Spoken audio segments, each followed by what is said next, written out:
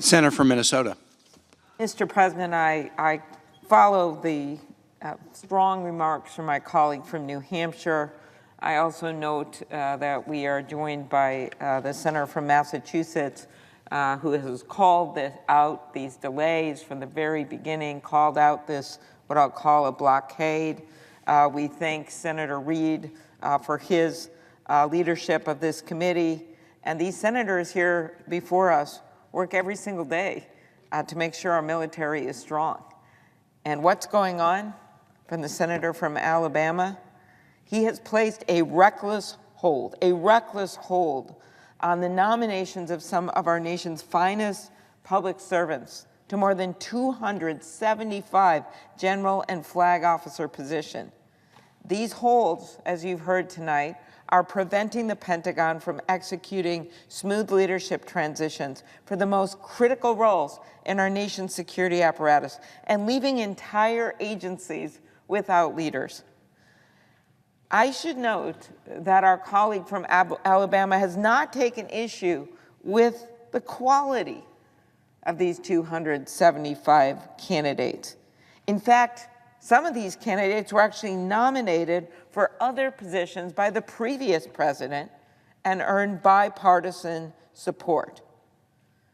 But our colleague from Alabama, for the reasons outlined by my friend from New Hampshire, is now holding the entire military chain of command hostage.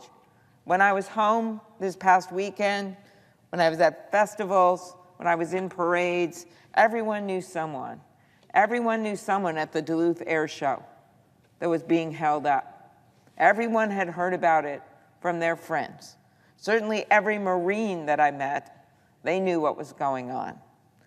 So if people think this is just politics as usual, and one senator can just hold up the promotions and the positions of these fine public servants, they're wrong.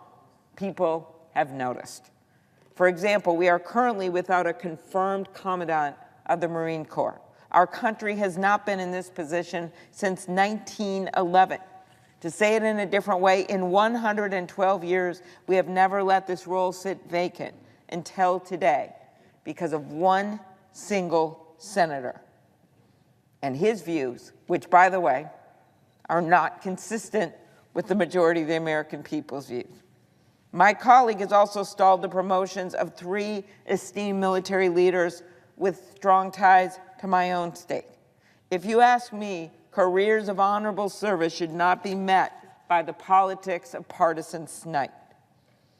My colleagues' completely unnecessary interruption of promotions that support our military's essential work comes at a time when having steady, complete teams in place couldn't be more important. Whether you look at Ukraine's existential fight against Russia or the ever-growing threat of China, it is clear that the world needs America's leadership. I spoke about this last night at length and today when it comes to keeping our covenant with those that stood with us on the battlefield, those that stood with us in Afghanistan. And here we are again tonight, really talking about the same thing in a different way. We can talk all we want on this floor about what goes on, but those who actually serve, they deserve the best. And this is not the time to let essential roles sit vacant. Our service members and the civilians who serve our military must be able to look to their leaders for guidance and stability. This blockade is creating uncertainty among the people whose job it is to protect our nation and forcing less experienced leaders to act in more senior roles. I don't want to wait around and see what the worst possible outcome of delaying these transitions could be. In fact, I don't even want to think about that. But because of my colleague's blockade, we have no choice. To use the words of one retired admiral, this is not a game. Our country deserves better. The Senate must do better. Every day, this blockade caused by one senator continues. It hurts our military and it helps our enemies. We must end the blockade now. Thank you, Mr. President. I yield the floor. Senator from Massachusetts. Thank you, Mr. President.